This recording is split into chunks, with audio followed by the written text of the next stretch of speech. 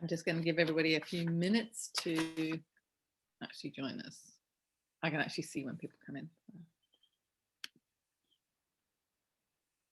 All right, awesome. I see people coming in, so we'll just give all of you a moment or two to join us, and then we'll start the webinar.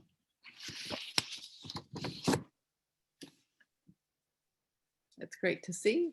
We already have 25 people. That's awesome. Thank you for joining us. If you're coming in right now, we're just in that moment where we're waiting for things to start, but it's really wonderful to see you all coming in. All right. Just 1 minute more and we will start. Yep, awesome. Yeah, 28 people are still coming in. All right, it's great. Thank you so much for joining us. If you are logging in to watch the webinar about the PennEast pipeline, you are in the right place. So that's just to reassure you that you. So here we go. I'm actually going to go. So tonight we are going to hear two very well-informed and awesome speakers who are going to tell us about and give us an update on what's happening with the PennEast pipeline. I'm Sue Begent. I'm the member of the Lambertville Citizens Against the Pipeline, or CAP group, and we are one of many CAP groups that have formed up and down the Delaware River Valley, and we've been extremely active and also effective in the fight to prevent the construction of this pipeline. As you're about to hear, however, we are at a critical juncture, and that's what we're going to be focusing on tonight. Before I have the pleasure of introducing our two speakers this evening, I wanted to say a brief word about how this webinar will work. We would love to hear your questions and comments, but this is a Zoom webinar rather than a regular Zoom platform that you might be more used to using. I just need to note for everybody who's on the call that we are recording this and the recording will be uploaded to YouTube. So just bear that in mind if you're making a comment or a question. If you're fine with that, awesome. But we just wanted to let you know.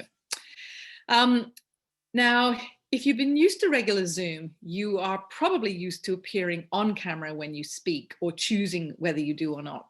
For the most part, that's actually not going to happen this evening. Here's what happens when you want to make a comment or ask a question. So on the bottom of your screen, if you run your cursor over the screen, you will see a little yellow hand. You click that when you want to ask a question or make a comment. What will happen is that I will see you come in to, and the fact that you've asked to ask a question or make a comment, and we'll take you in order of, people sort of coming in. When your turn comes, you'll get a little thing on your screen that says, click here to come into the webinar. You click that, and then you also must unmute yourself, bottom left of your screen. So that's what to do when you're asking a question. What we're going to do, because of the format here, is we're going to let our two speakers really thoroughly explore the topic. And then once they've done that, then we'll open for questions. So with all those formalities out of the way, let's jump into our webinar. And it is really my pleasure to introduce two fabulous speakers this evening. Mike Spilley is probably well known to many, if not most of you. He's a technology executive with an international software services firm. He lives in West Amwell, and he started the West Amwell Citizens Against the Pipeline in 2015. And he's also currently the chairman of the West Amwell Township Environmental Commission. He's also the creator of the website and blog, The Cost of the Pipeline.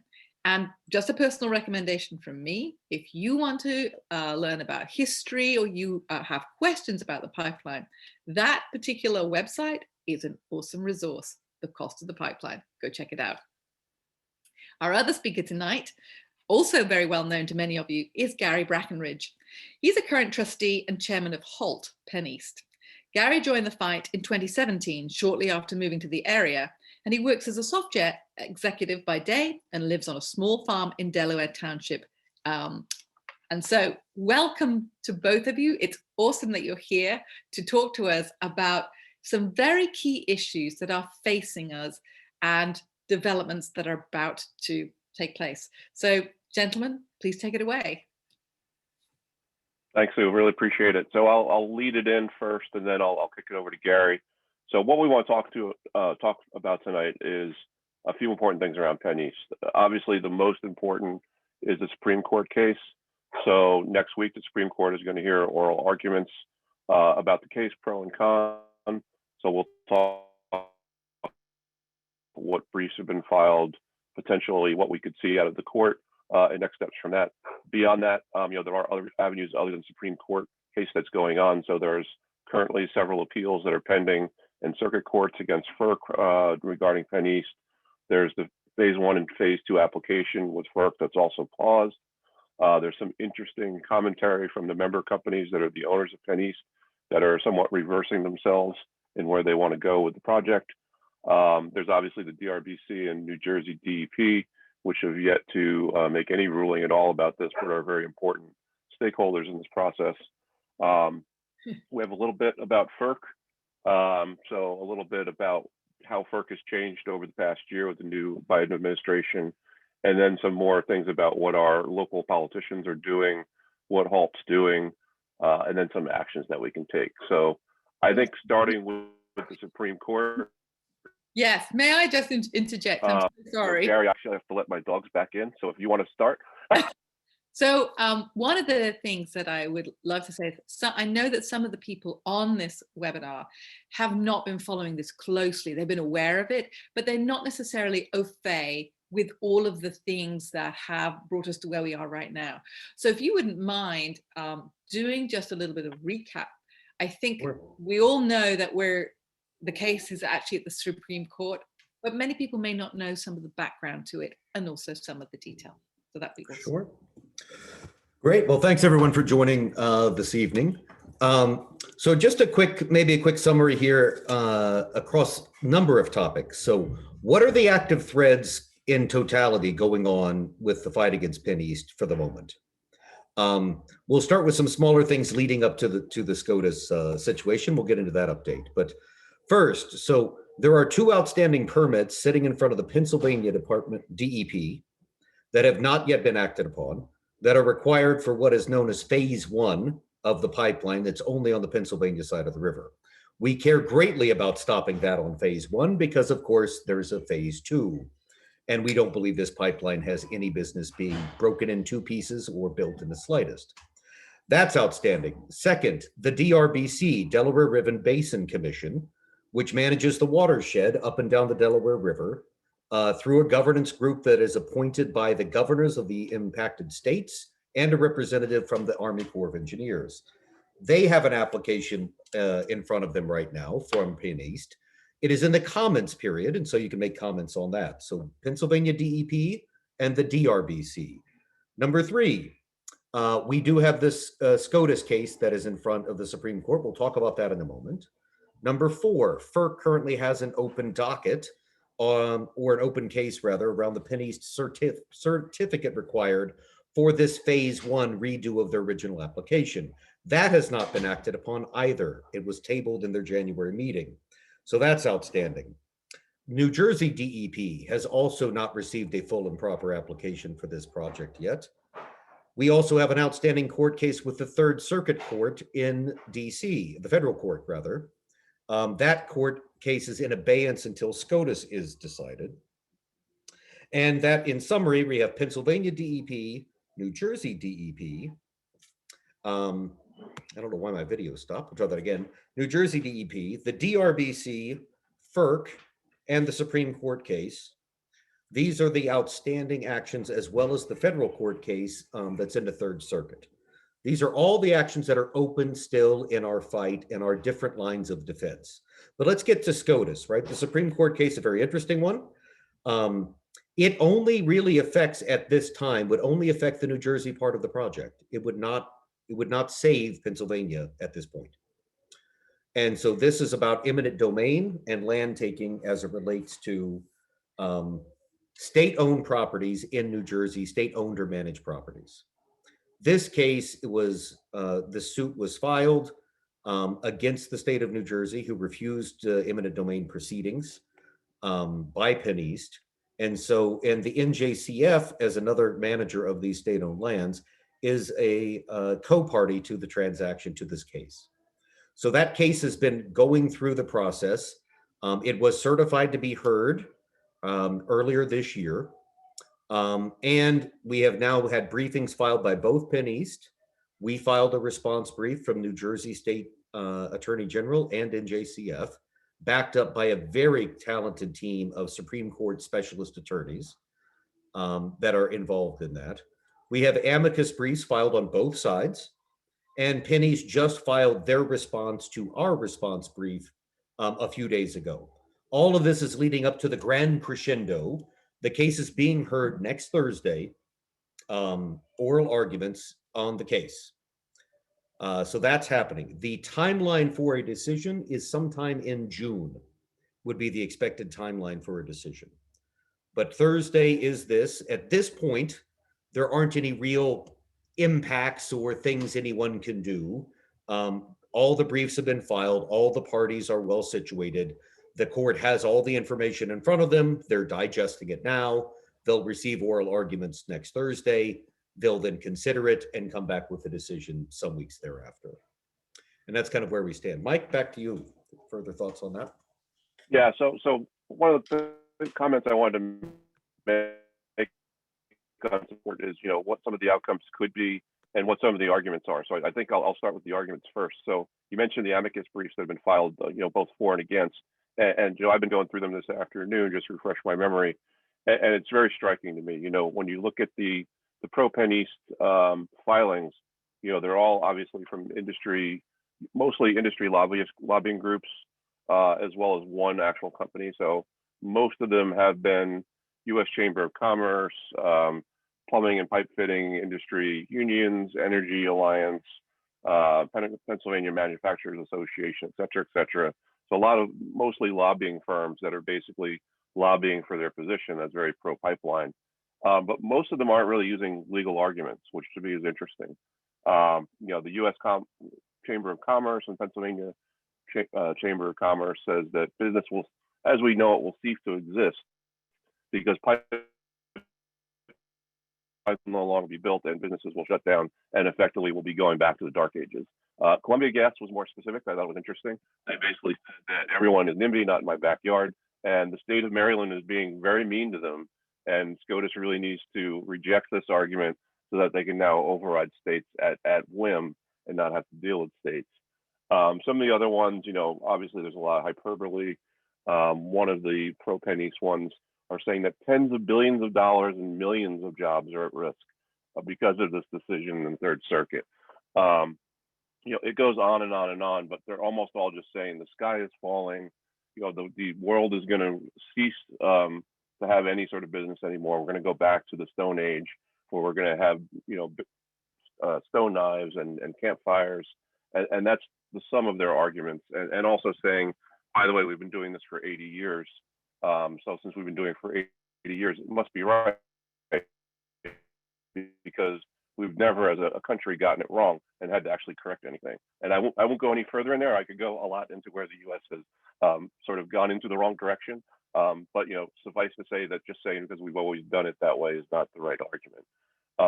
Just very briefly, in the interest of time, going on to the against PennEast side, the state of New Jersey has repeatedly made excellent arguments supporting the Third Circuit, basically saying that it's very simple. The 11th Amendment says you can't have a private individual abrogating the rights of a sovereign state like New Jersey.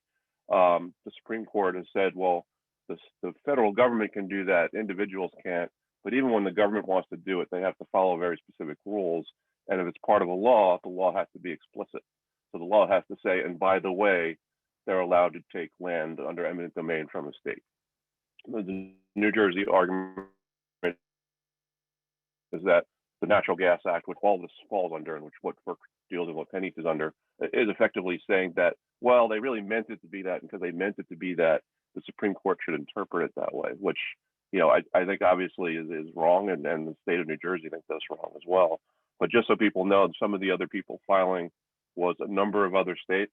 So on the order of, I think, 13 or 14 states also filed amicus briefs saying that this was a severe impact on states' rights, that, it's clear that states are sovereign and that they cannot have their sovereignty impinged by a private company with impunity.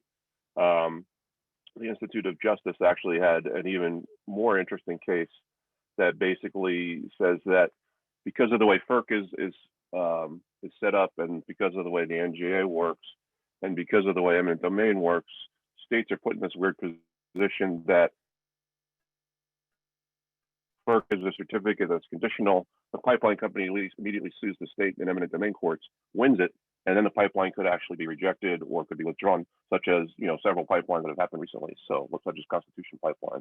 So it puts the states in these odd positions that they can be sued and beaten in court, and then ultimately it's meaningless, which is kind of the definition of impinging state rights and state sovereignty. So very interesting, different organizations with very detailed legal positions saying why this is a fundamentally bad constitutional idea, as opposed to what the industry is saying. But as Gary said, no one knows what the Supreme Court's going to do. It's a process. They have constantly surprised people in both directions. So don't assume just because the court is made up a certain way, it's going to vote a certain way, because this is complex.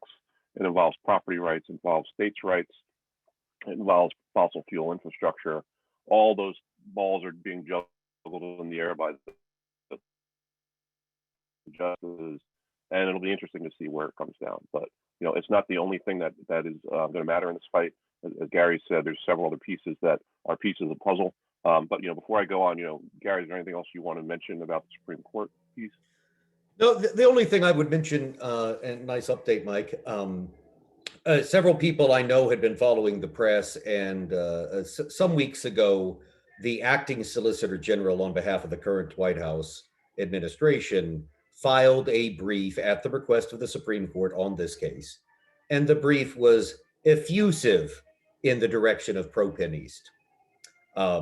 We were all upset by that. It's not surprising. So just to kind of allay everyone's minds, Solicitor Generals, regardless of administration, are absolutely, in every stripe and every color at every time and period in the past, are for the expansion and solidification of federal rights.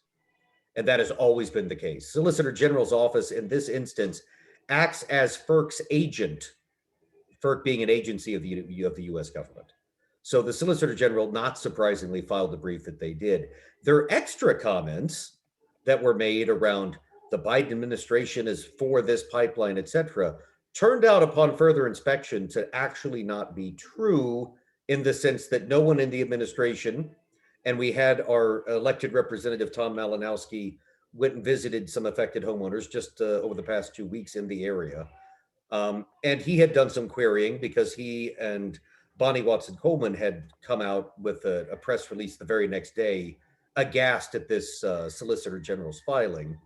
Again, a lot of noise around this. The impact of this is de minimis, and it's minor, but to settle everybody's mind, Tom called into the White House, discussed this with policy advisors, and the PennEast pipeline wasn't even in the issues database. So not only was the White House itself not in support or not support of this pipeline, it wasn't even being tracked as an actual issue. So acting Solicitor General is the proper term, was definitely very aggressive in her comments that she had filed in that brief. Again, Supreme Court, it takes all that input, but they know what to ignore, and they're there specifically to evaluate the merits of this particular lawsuit, which are very much, as Mike mentioned, around complex issues of states' rights and property rights in a very specific legal context. So even if, oh, go ahead. Sorry, no, I was just, yeah, go ahead. I was just going to say that, people should keep in mind that, an acting Solicitor General who is very popular in DC, relatively young, there's rumors that she wants to get on the Third Circuit. So people in that position historically have been very aggressive and say, I will support, the current administration and the current agencies to the nth degree to sort of prove, how much output I can have. So I think to a degree, this is less a Biden administration ruling than just a very aggressive Solicitor General, as Gary said, coming out swinging. And, we'll see where the Supreme Court takes it, but I think they will probably see that for what it is, as Gary said. Yeah. So I think, again, from our perspective over in the HALT side of the shop, where we have been talking with our members, we'll have our next members meeting next week, actually, for our April meeting. But again, even if this, because we cannot predict which direction this case goes, even with a loss at the Supreme Court level, right, the additional steps, the other layers of defense still stand strong and are being pursued with all due vigor. Right, from DRBC to the NJDEP, et cetera, et cetera, et cetera. Some other things that are related, Mike, maybe it's time if we switch over to start talking more FERC-town. Yep. But one of the actions that is underway that at the end of this discussion, hopefully this evening, we'll have time to provide some info on exactly how each of you can be helpful in the various types of fights that are going on across the PennEast exercise. But within FERC, there have been a lot of disaffected parties with FERC over the past 4 or 5 years, and it crosses the political divide. So there are a series of, in the last count, I think was 4 or 5 different reform bills being sponsored in both chambers of Congress to reform FERC's practices. And treatment of landowners is a big one. Skewing markets and providing odd price supports and intervening in states and regulatory affairs is another hot topic. So we see a lot of action. In order to make any of those things true, we need to continue to push on our elected representatives, right, to either co-sponsor, and many of our current elected representatives already have directly or co-sponsored bills in this area. But in order to get them advanced out of committee in either house, and out of their Chamber of Commerce or Chamber of Congress, we need to apply some pressure. So we can talk about a few more action steps, but just as a heads up, changing how FERC behaves over time is a good outcome for everyone ultimately. Whether or not it impacts PennEast, we probably wouldn't, but reforming FERC really matters. That is something that we've learned along this fight that we can affect and help us and all future generations, right? So just keep that one in mind. Go ahead, Mike. I'll add in as well, Gary, that, in addition to the congressional reforms that are coming down the pike, FERC itself is looking at internal reform. And this shows again that the administration matters. And no matter what your politics are, in this case, the new administration came in with sweeping reforms and how they wanted to view energy. And you're seeing it in FERC. So there's a new FERC appointee, Chairman Glick, who was already a commissioner. He's promoted into chair. He has immediately taken a number of steps to basically pause a lot of current proceedings, including PennEast, current proceeding before them. And they have a number of initiatives. Some of them are a new Office of Public Participation, which I think may be somewhat window dressing, but it's a step in the right direction. And that they're formally actually going to create a department that they were asked to create over 30 years ago, and they finally got around to it.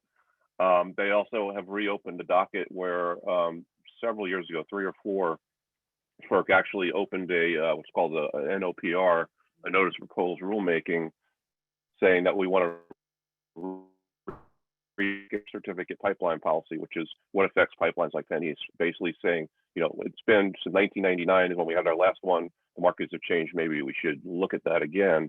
They didn't really go anywhere with it, but Glick has now reopened that and said, basically, should we look at things that are very relevant to PennEast? So should we look at affiliates as being the sole proof of a pipeline's purpose and need? Should we look at other market forces? Should we look at eminent domain impacts? Should we look more closely at environmental impacts? They play lip service to that now, but it's basically saying, should we really pay serious attention to these things? So that is now open again, and we'll be closing at the end of this week. But it's good to see that internally they finally have at least a few commissioners that are starting to wake up and say, we're now seeing this congressional pressure, we're seeing public pressure, we may eventually see presidential pressure. They see that the writing's on the wall and they need to change, and this is important not just for PennEast, as Gary said, it may not impact us, but you know what, another pipeline company could be knocking on your door next year or next month, so it matters. A little further on that point, and again, as some follow-ups here, we will be providing some information, and I think we'll work with Sue and Kelly and others to get out some follow-ups. But there are a couple of specific actions. One of them Mike just mentioned. So there was a docket in 2018 about the proposed rulemaking that has been reopened. There is now a specific request by FERC to get public comments, as Mike disclosed a moment ago, on 8 specific questions on the rulemaking and administration of FERC. They are embedded inside of that FERC docket. The getting into the FERC system and getting registered in order to comment on the docket, it's a little tedious. We are working with, in fact, following the lead of our great friends over at NJCF. And I see a couple of, at least Alex's and a couple of others maybe on the call here this evening. And we'll be sending around specific instructions. This is something each of us can do. And so the comments actually matter. And when they shelved the PennEast docket in January, they specifically referenced the comments and the issues that the comments had raised, and were concerned that they had not considered them fully at that time. Comments do matter. So the comments for this NOI, as they call it, are due on the 26th of May. We still have about 5 weeks left.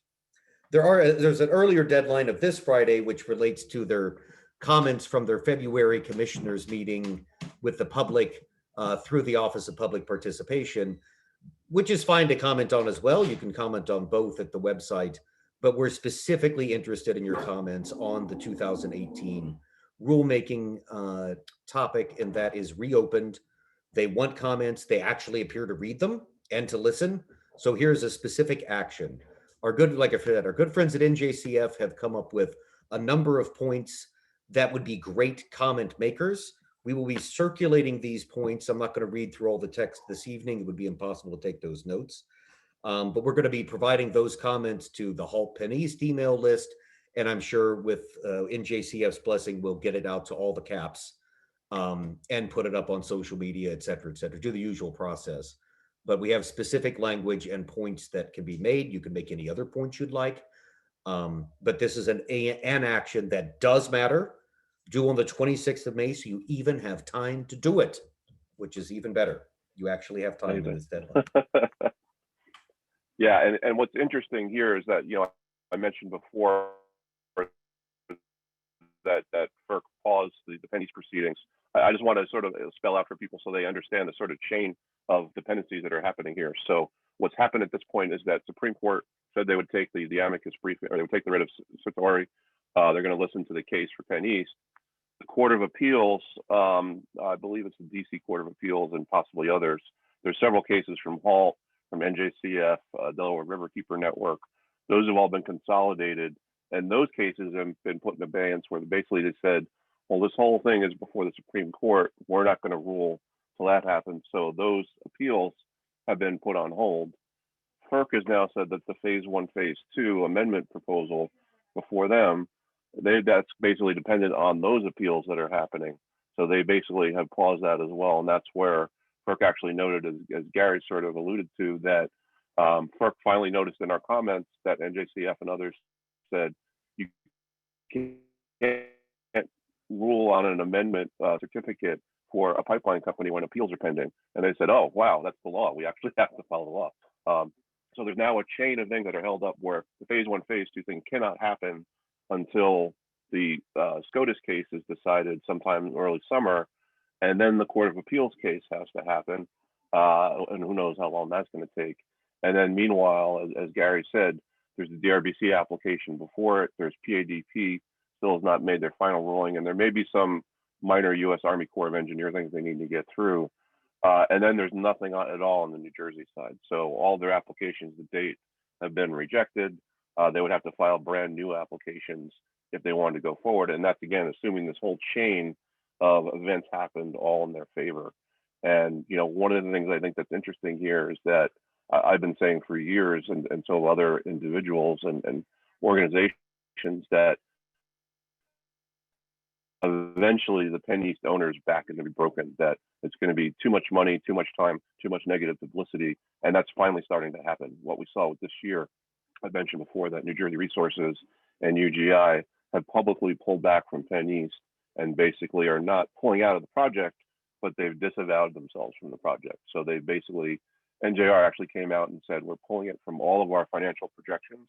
So they literally told all the financial analysts on Wall Street, PennEast is no longer any of our plans.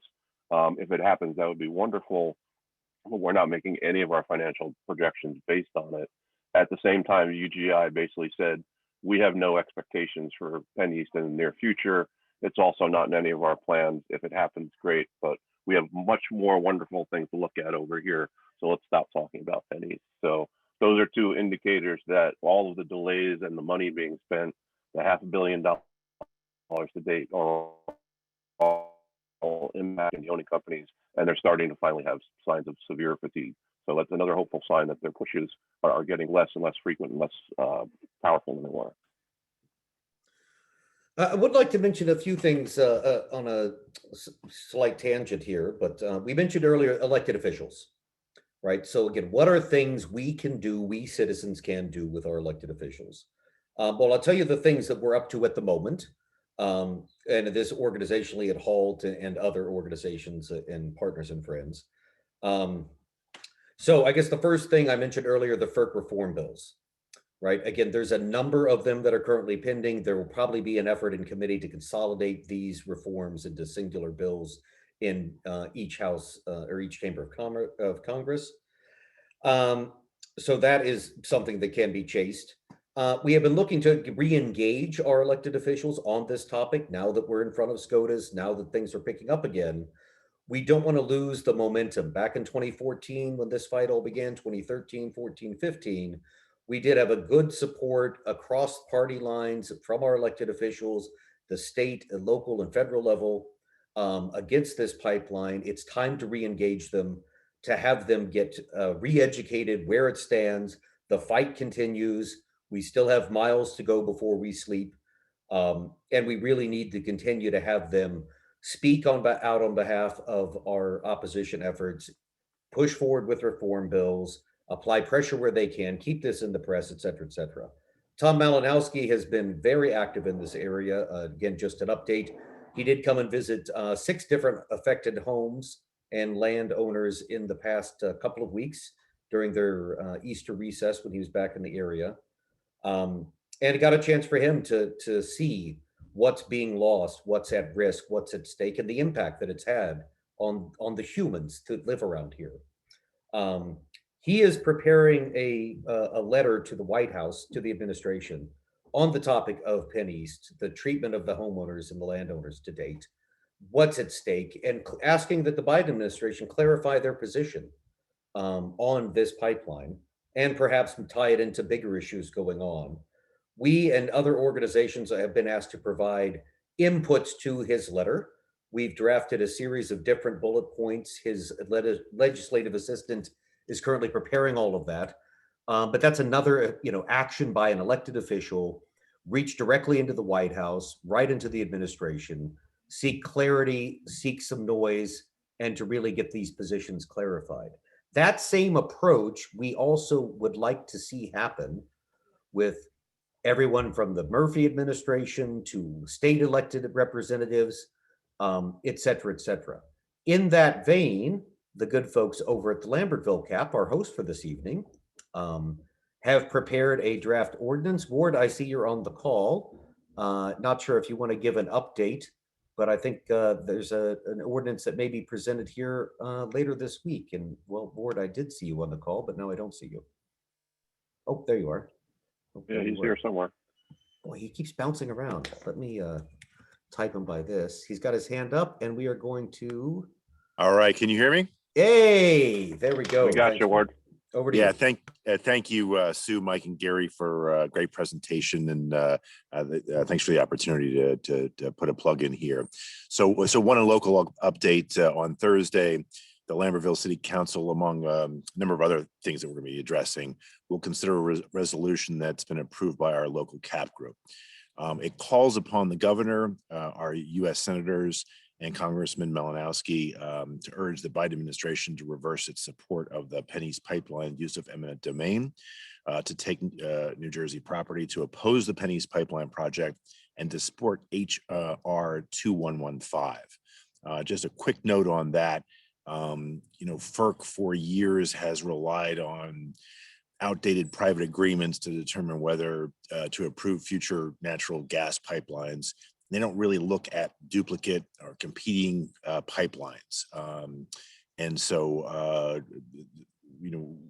our resolution calls on our local leaders to, or our state officials and federal officials to support that. It puts a line in the sand again to mark our disapproval of this project, and the city has been resolute in its concerns about this really for I don't know 6 or 7 years at this point.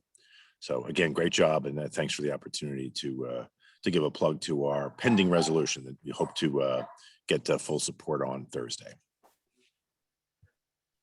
Great. Well, let's hopefully that goes through. So those types of efforts across our other communities, of course, for those who aren't in Lambertville, those can be effective. We are, again, looking to raise the visibility of these efforts again. The fight does continue. There are credible, actionable steps that we can do individually and with our local community groups that we can be taking action on. I keep hitting on these points for a very specific reason, right? There is a non-zero probability. In fact, you might flip a coin that we lose the Supreme Court case. We do not want the momentum of this fight to shift to the other side.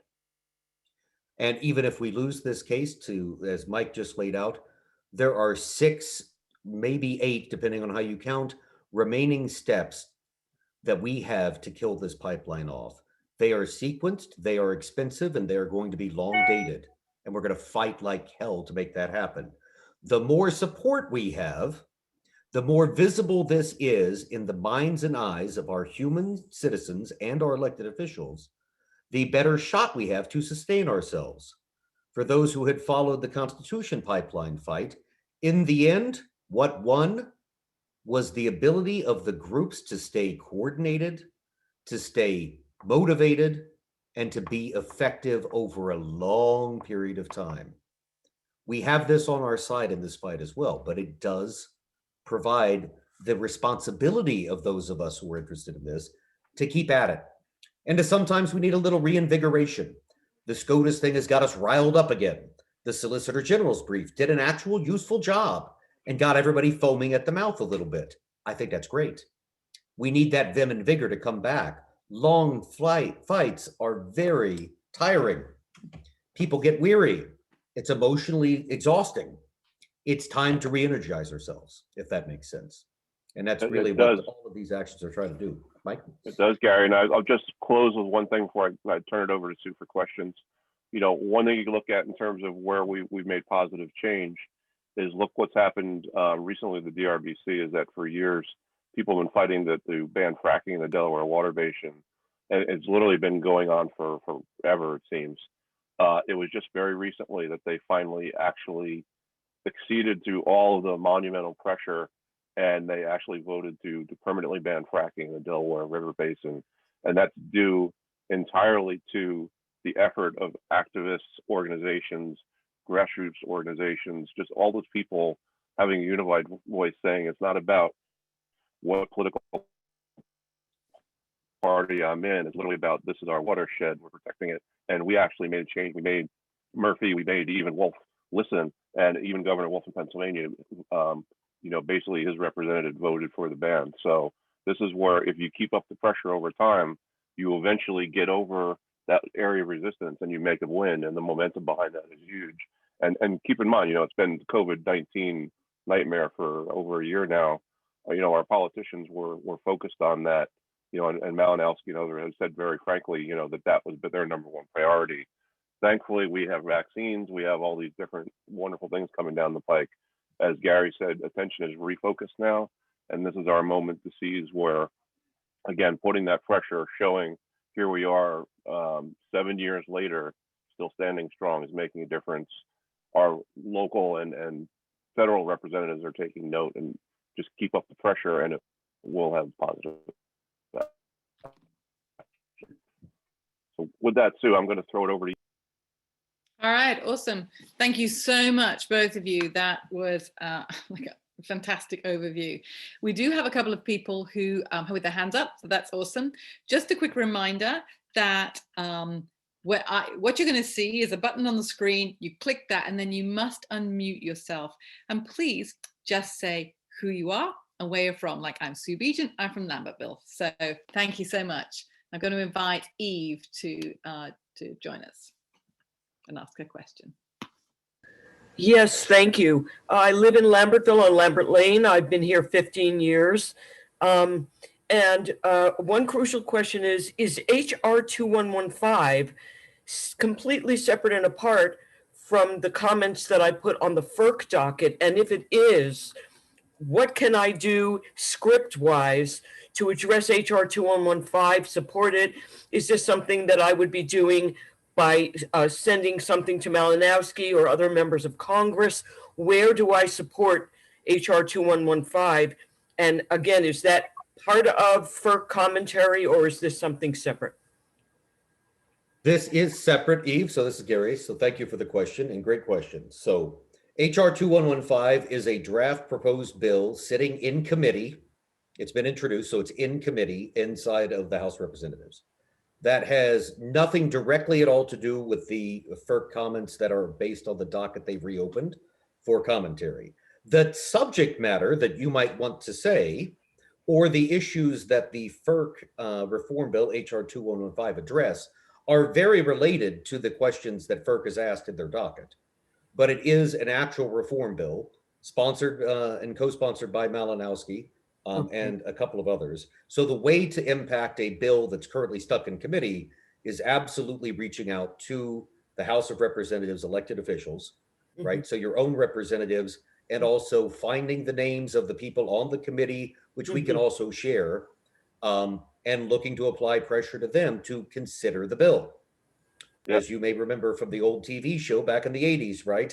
With the old Saturday morning cartoon where the poor Bill is just sitting on the steps of the Capitol and he's got nowhere to go because he's stuck in committee. So we need this bill to get considered and get out of committee.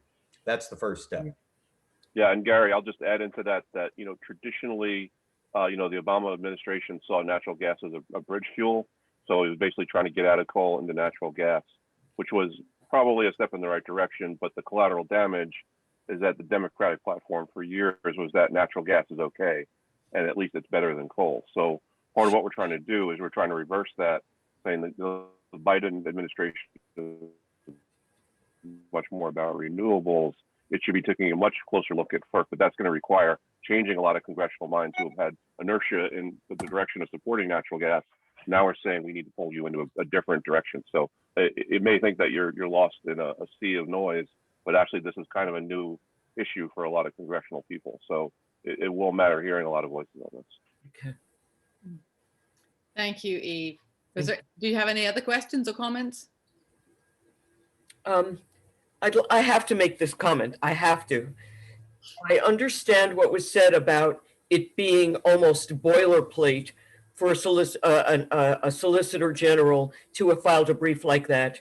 But I also heard it said that she was very possibly doing it with a level of ambition as well.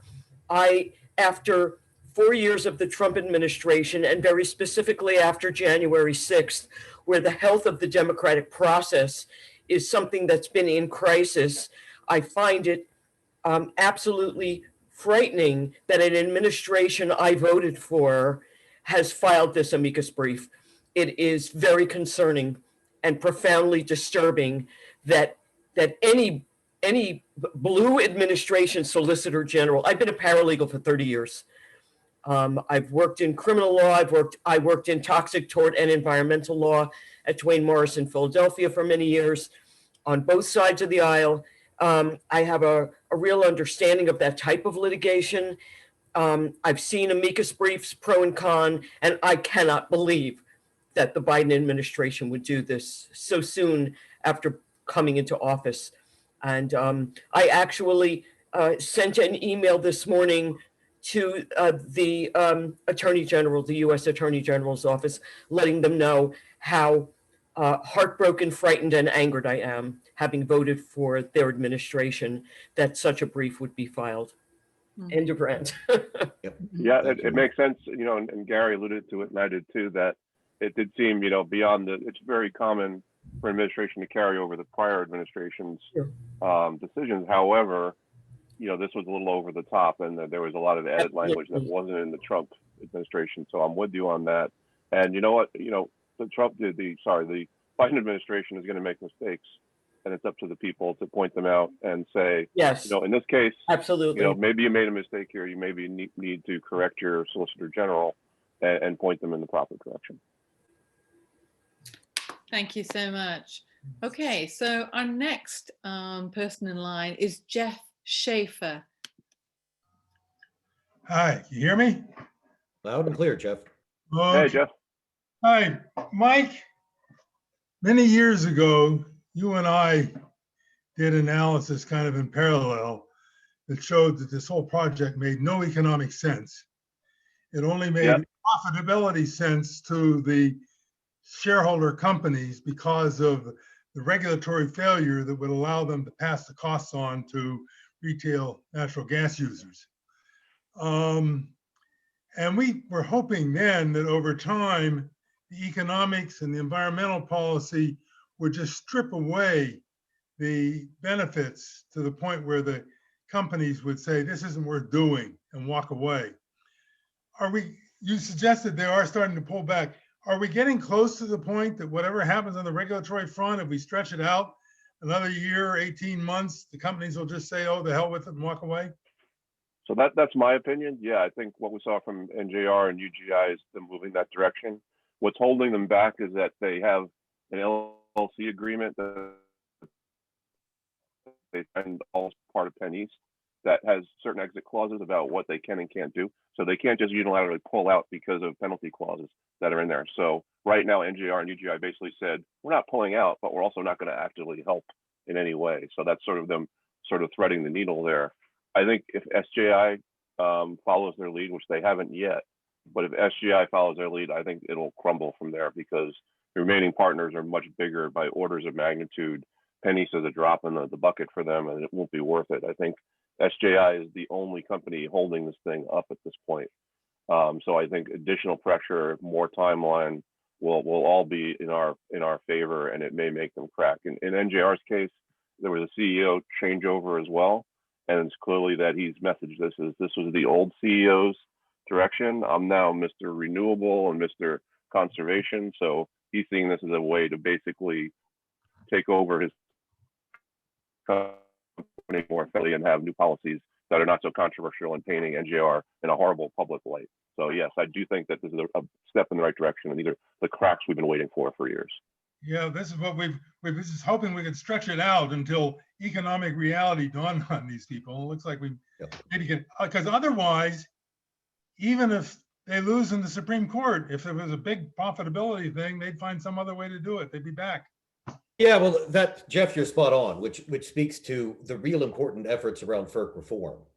Because with the current queer arrangements of economics and policy and the intersection thereof under the current interpretation of the Natural Gas Act, so if we kill PennEast, you know, the next Tom, Dick, or Harry could walk along and be like, well, I would love a 14% guaranteed return and just write off the backs of some local schmoes. I don't care. I love free money. Yeah.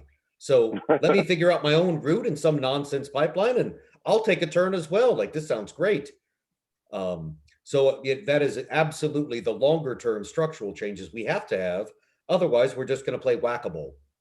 Yeah, and that people should understand we killed this one, but here comes another. You know, if the returns are too juicy and the market's out of proper dynamics, you'll never see an end to it. Yeah, that's exactly why we're here. You know, return was a part of my my comments on the thing, attacking the whole fundamental basis for no sound economics in the way FERC makes these decisions. Funny on that point, Jeff, one of the comments we did give, we'll see if he uses it, to Malinowski's office to approach the administration, was a soundbite something like this. Well, administration, you've spent the first 3-4 months of your time really focused on getting money into the hands of people who need it due to the pandemic, right? And you've had to fight huge battles and make outrageous compromises, and this has completely dominated your agenda. And along comes a project like this called PennEast, where not only is it unnecessary economically or from a gas infrastructure perspective, as we had a surplus of gas in this cold winter in New Jersey this year, but also it is paid exclusively, not by a private company, it's directly paid exclusively by New Jersey ratepayers from their pocket. That is the only place the money comes from. There is no other money. Absolutely. It's At a guaranteed to come. 14% rate of return. So you're just going to, Right, you gave some money, you fought like hell, and now you're going to take some of it back. And here's the soundbite. Based on the current ownership. That made that point. Right. But the punchline now, the very end of it is, because of the ownership structure and the role of Enbridge now in the pipeline, Enbridge is Canadian based and is primarily owned by Canadian pension funds. So not only are you taking the money back from New Jersey residents, you're actually giving it to Canada. Yeah. Like, think of the insanity of the soundbite of that. Yes. Well, I worked really hard to give you money. Actually, give me some back. I'm going to give it to that guy, and he's sending it to Canada. Bang up job we're doing here, folks. Bang Thank up you job. so much, Jeff. I'm actually going to move on now. We have Therese Buchanan, who has a question or a comment. Okay, hi, can you hear me? Loud and We clear, hear you TC. fine, TC. Great, thank you. My question is, hi, everybody. My question is, I have been asked by a lot of people how we can actually see or read that brief that was submitted by the Biden administration's Solicitor General. I have like neighbors that want to read that brief. How do we find that? So all the briefs related to the case are on supremecourt.gov. And TC, if you just chase me tonight or tomorrow in an email, I'll send you the direct link so you can see it, okay? Great, thank you, thank you, thank you. Yep. I'll also post it here in the chat. I assume I can do that. Can I do that too? Is there a chat I can post We it don't to, have, or no? no, we don't have a chat because we're a webinar. Okay, that's right. That's right. That's right. But Yeah, we we'll can, find a way to get it out to everybody. absolutely. Thank you. The same way that we communicated with all of you to remind you about the webinar tonight, we can totally use the same vehicle. So I see that we have Lorraine Crown, who, Lorraine, awesome. Would love to hear what you have to say. What have I done here? I've lost Lorraine. I've lost Lorraine. Well, I've lost Lorraine. Sorry, Lorraine. My apologies for that. Lorraine. I just allowed her to talk. I found her. I got it. Do you hear me now? Yes, we do. Yep. Hello. Hi, everybody. I have two things to TC's request for those briefs. All of the briefs are on both the Lambertville CAP Facebook page and on the private Stop PennEast Pipeline Facebook page. So they can be obtained there. They're pretty much close to the top of the news feed at this point because it's new news, but they're all posted there individually. So just scroll down and you'll see them. I'll repost the to get it back up top, the one from the Solicitor General and the latest reply from New Jersey. So I'll do that. And then I have a question on the Lambertville resolution. Once that is passed, can that be circulated for joiners from the other impacted townships so that they can also pass the same resolution? So Ward, I'm hoping that you are actually still with us. Yes. Okay, awesome. Yeah, so a good question. Yeah, so it is in our draft agenda. I do expect it to pass on Thursday, and folks can get a hold of me or our CAP committee will have that available. So yeah, we want to spread this wide and far, and hope folks can use it, make it better, whatever they want to do. But happy to have that shared widely. Okay. Well, Yeah, and thanks so I'll be much. submitting it to West Amwell. So Great, West Amwell, I'll be giving it to their township committee as soon as I get it from you guys. I'd Terrific. like to get it to Holland, and I don't know how many townships are on the call, but on this meeting, but we'll get it around to the other township committees and ask for them to join. Yeah. That's awesome. Thank you so I much. I could chase Sam Thompson over at the Delaware Township CAP. And I so- can see that actually Kelly Kapler would also like to say something. So Kelly, I'm hoping you have to unmute yourself, Kelly. I'm hoping that I have. I'm driving the bus here. I'm not quite sure I'm doing the right thing. Hey, thanks so much, Sue. Kelly here. Yeah, so a big thanks to Councilman Ward Sanders for pulling together the resolution. I do have the copy of that, and since I've been in touch with all the CAP groups, I'm happy to send you, that content. It should be voted on Thursday, so I'll just quickly touch base with Ward, make sure I have the final content and get that shared around to all the CAP groups, since it sounds like there's quite a bit of interest. And a big thanks to everybody, for sharing that far and wide and getting it passed up and down the pipeline route. Much appreciated. And a big thanks to Mike, Gary, and Sue for hosting our webinar tonight. Well done, and a big thank you for re-energizing the folks here at a very critical time. Yeah, I'd like to echo that. Thank you to both of our speakers. Awesome as always, and so informative. And yes, absolutely, we're all re-energized. So I think that is it, unless either of you have some final comments that you want to make. I don't see any more hands up, so I think our questions are done. I do see one, Sue. Oh, I did. Oh, you do? Yeah, Ariane. Oh, I'm sorry. Yeah, there we go. Maybe we have time for one more. Here, I'll Aha, here we go. Indeed. Hi there, can you hear me? Now we can. Thank you so much for doing this tonight. This is super helpful, informative, and I really appreciate everyone's time. I'm sure many of you who are here this evening are probably familiar with some of the events that took place in the past around the opposition to PennEast, such as the March Across the River and the Walk Along the Canal.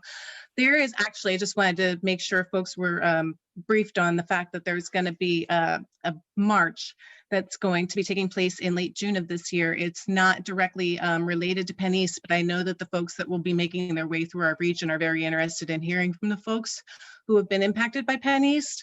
I will be sharing more information once I know more about the specifics, but a good portion of this particular event is going to be taking place along the canal corridor or the river corridor in our region that, some of these other events were held in the past. So anyone who might be inclined to learn more, certainly pay attention. I'll be sure to post more information on the Stop PennEast Facebook page, the Bucks County Concerned Citizens Against the Pipelines Facebook page and whatnot, and share more information as it is forthcoming. So just save the date, end of June. They'll be making their way through our region and are looking forward to connecting with the folks who have been, fighting these projects. Thank you. Thank you. And actually, Naomi Drew is here and would like to say a few words. Okay, thank you all for being there. Hi, Sue. Hi. Yes, and guys, you did a fabulous job of informing all of us in a very concise way. And I got excited when I heard you say you're going to give us actionable items and language. So shall we expect to receive that from you via email and on Facebook and all that? Yeah, so I think as Sue mentioned a moment ago, we can use the sign up distribution list here. We'll also provide the information through the CAPs, so their usual approach of their social media and their email distribution list. PennEast is going to be sending it to its email distribution list. So all this information will be sort of in public domain shortly, right? So there's just a few points. We'll share them through those same mechanisms, right? So we'll go back through with Sue and Kelly on the setup for this evening. So if you guys came this evening, here's the points and the references that we talked about, and the same with the CAP groups, and the CAP groups can share them as they see fit. But that would be the plan. So thanks for the question. Excellent. So are these things that we should be getting on before the Supreme Court case next Thursday? So there is no time pressure to do anything before next Thursday. Okay. Because at this point, you know, it's kind of out of our hands. It's all in the mysterious wanderings of the halls of justice, so to speak. Yeah, and it is So I kind of think, crazy. Yeah. yeah, so I think that's kind of, you know, that's done. So we can focus on a deadline of May 26th for comments on FERC's own efforts to reform itself. Mhm. Reaching out to elected officials to ask them to clarify their position, like the resolution that will soon be pending at the Lambertville Council. Getting our elected officials to either restate or sign up for supporting some of the FERC reform efforts. And you can make comments to the DRBC, whose application is for PennEast is receiving comments. Mhm. And there is an email address, we can put that in the information as well, where you can directly email comments on that topic. So Yeah. those are a handful of the things that are very specific. Nothing has a deadline of tomorrow, so that's good news. But things during the month of May would be great to get comments to FERC, comments to DRBC, and to give a nice poke to our elected officials, either collectively through resolutions or individually as citizens. Wonderful. And I must reiterate, I totally agree with the commenter who said earlier, I'm so disappointed in the Biden administration for having taken this position. It feels like a betrayal. And I have contacted the White House on a number of occasions. I never received anything back. And it is a little frustrating that we can't have a little more communication with our president to express our displeasure at his perhaps lack of understanding about what this case really means. So I suppose there isn't anything you can recommend in that regard.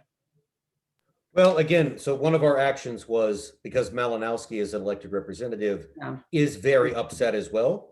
So Yeah. he and Bonnie Watson Coleman are reaching into the White House to request clarification, to, you know, state their situation, and really to almost have the Biden administration have the opportunities to answer for themselves as Yes. to this calamity, so to speak, that happened. Mhm. Right? It is really a calamity in the public opinion, which, as we know over time, really matters.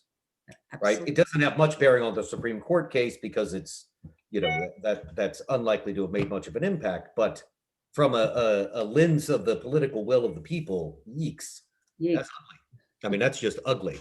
Yes. We also are in discussions, just to share a couple of other, you know, we do try to stay busy around here with our organizations.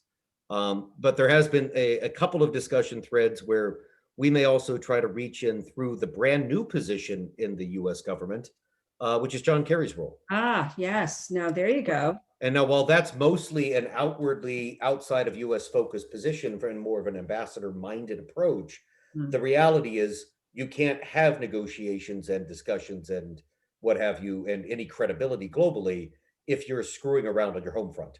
Exactly. And we've learned this a lot. So there are a couple of angles that we're considering using. We have a couple of ways to reach into John Kerry directly.